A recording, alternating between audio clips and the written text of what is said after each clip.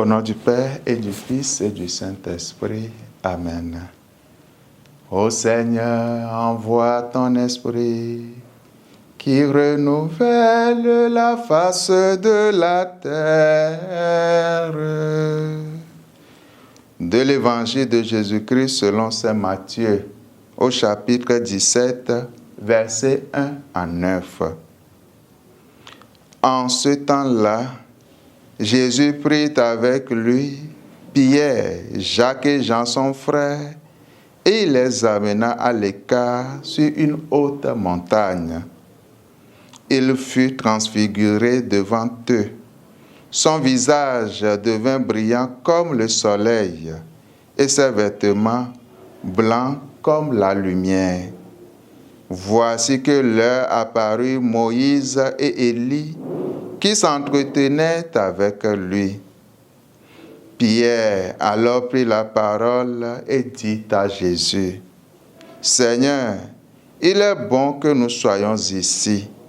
Si tu le veux, je vais dresser ici 3 tentes, une pour toi, une pour Moïse et une pour Élie. » Il parlait encore lorsqu'une nuée lumineuse les couvrit de son ombre.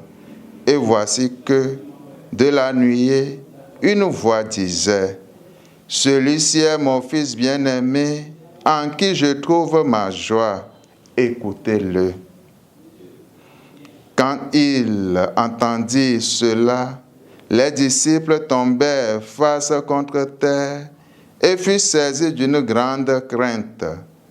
Jésus s'approcha, les toucha et leur dit, « Relevez-vous et soyez sans crainte. » Levant les yeux, ils ne virent plus personne, sinon lui, Jésus seul.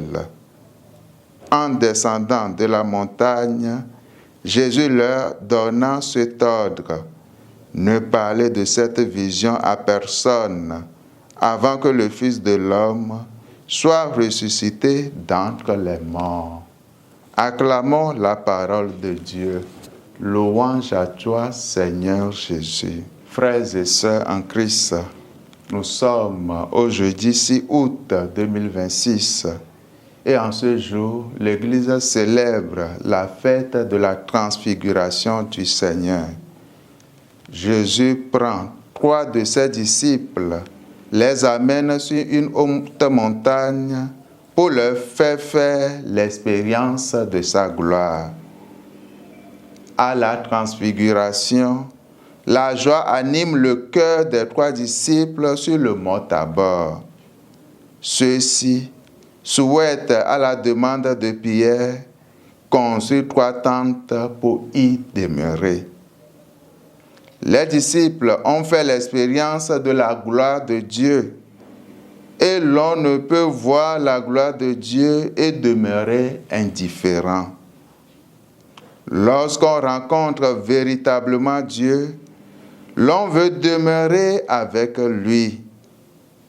Lorsque André et l'autre disciple, dans l'évangile de Jean, rencontrent le Christ, ils lui posent la question, « Maître, où demeures-tu » La joie de la transfiguration est la joie de ceux qui font la rencontre du Seigneur dans leur vie. C'est cette joie qui devrait normalement marquer le début d'une véritable vie chrétienne. Nous pouvons même déclarer que c'est après notre transfiguration que nous devenons chrétiens. Cette rencontre du Seigneur se fait principalement dans la prière, dans la méditation de la parole de Dieu, dans la célébration des sacrements et dans le cœur à cœur avec Dieu. Frères et sœurs, sommes-nous devenus à la rencontre du Christ des personnes nouvelles? Prions pour qu'aujourd'hui, le Seigneur nous donne la grâce de connaître notre propre transfiguration. Amen. Et que Dieu Tout-Puissant nous bénisse, le Père et le Fils et le Saint-Esprit. Amen.